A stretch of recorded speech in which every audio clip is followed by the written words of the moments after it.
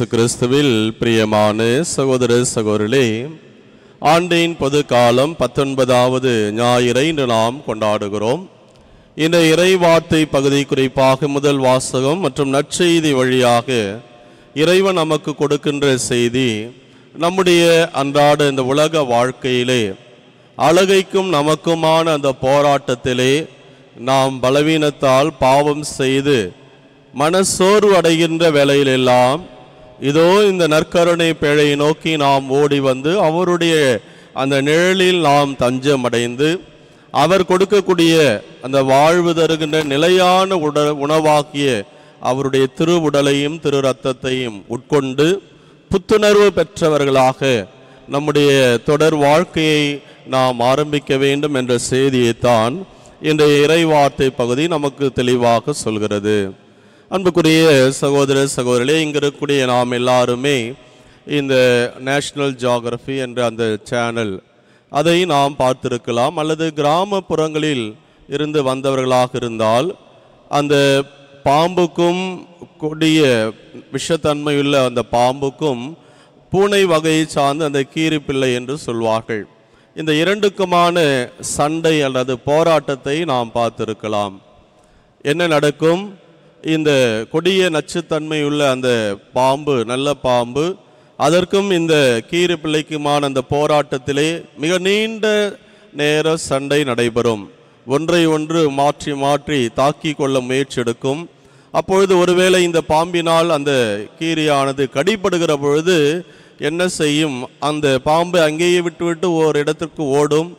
ஏதோ ஒரு சில செடிகளை தேடி அலைந்து அந்த செடிகளின் மீது படுத்து புரண்டு தன்னுடைய அந்த உடலிலே அந்த கொடிய விஷத்தன்மை பரவி இருக்கிற அந்த ஒரு சூழ்நிலையிலே அந்த காயத்தில் அந்த இலை படுகிற பொழுது அதனுடைய மருத்துவ குணம் உள்ளே சென்று அந்த உடலில் இருக்கக்கூடிய நச்சுத்தன்மையை அது போக்கிவிடும்.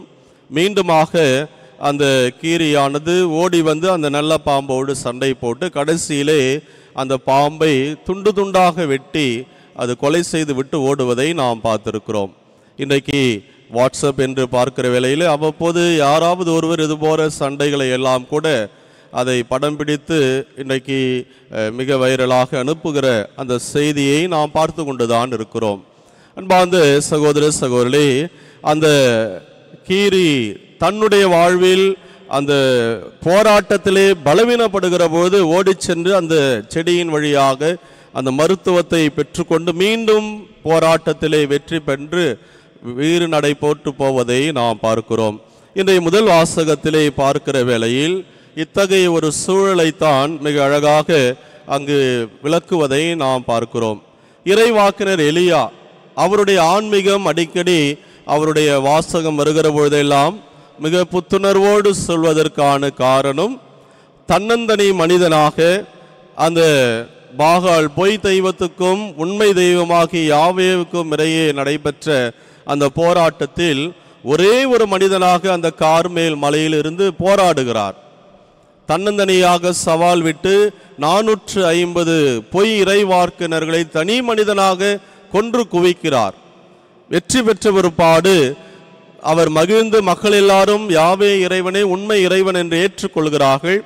ஆனால் அந்த ஜெசபேல் என்ற அந்த அரசு இதை பார்த்த வேளையிலே மிக ஆத்திரப்பட்டு எப்படியாவது இவனை பழிவாங்க வேண்டும், இவனை கொன்றே தீர வேண்டும் என்று கங்கணம் கட்டுக்கொள்கிற வேளையிலே தான் அதுவரை துணிவாக இருந்த இறைவாக்கினர் எலியா பயந்து ஓடி போகிறார். இன்றைக்கு பாலைவனத்துக்கு ஓடி போய் முதல் வாசகம் மிக தெளிவாக சொல்கிறது, ஒரு சூறை செடியின் அடியிலே அமர்ந்து கொண்டு தான் சாக வேண்டும் என்று சொல்கிறார். ஏன்னா அவருக்குள்ளாக ஒரு குற்ற உணர்வு, 450 பேரை கொலை செய்திருக்கிறேன், ஆண்டவரே என்னை எடுத்துக்கொள்ளும், என்னுடைய மூதாதையரை போல நான் நல்லவன் அல்ல, 450 பேரை கொலை செய்திருக்கிறேன். ஒருவேளை அந்த கொலை உணர்வு, குற்ற உணர்வு அவரை வருத்தி இருக்கலாம். அதை தாண்டி அதுவரை கடவுளோடு இருந்த அந்த நம்பிக்கையை அவர் விட்டுவிட்டு மனித பலவீனம், பயம் என்ற ஒன்று அவருடைய வாழ்க்கையை ஆட்கொண்டிருக்கலாம். எனவே பயந்து போய் தான் ஓடி சென்று அந்த சூறை செடியின் அடியிலே பாலைவனத்திலே படுத்திருக்கிறார். அப்போது கடவுளுடைய தூதர் ஒரு முறை 2 முறை அல்ல 3 முறை அவரை தட்டி எழுப்பி, இதோ இந்த அப்பம், இதை சாப்பிடு, என்று 3 முறை அவருக்கு உணவு கொடுத்த பிற்பாடு, அந்த உணவை கொண்ட பிற்பாடு 40 பகலும் 40 இரவும் நடந்து ஓரேபு என்ற அந்த மலையை, கடவுளை அடைந்தார் என்று இன்றைய முதல் வாசகம் தெளிவுபடுத்துகிறது. ஆம், அன்புக்குரிய சகோதர சகோதரர்களே, நாம் எப்பொழுதெல்லாம் துவண்டு போயிருக்கிறோமோ, இன்றைய முதல் வாசகத்திலே ஆண்டவர் அந்த இறைவாக்கினர் எலியாவை தேற்றி, நான் உனக்கு ஆறுதலை தருகிறேன், நீ புது தெம்போடு புத்துணர்வோடு நீ கடந்து போக வேண்டிய தூரம் மிக நீண்டது, நெடியது, எனவே உணவை உட்கொண்டு துணிவோடு உன்னுடைய வாழ்க்கையை நீ ஆரம்பி என்று அவருக்கு ஒரு உறுதி கொடுத்ததை போலத்தான் உங்களுக்கும் எனக்கும் இந்த நற்கருணை பேழையிலே ஆண்டவர் ஒவ்வொரு நாளும் காத்து கொண்டிருக்கிறார். உலக வாழ்க்கையிலே பாவத்தாலும் பலவீனத்தாலும் அல்லது அந்த அழகினோடு உள்ள போராட்டத்திலே ஒருவேளை நீ துவண்டு போய் சோர்ந்து போய் இருக்கிறாயா?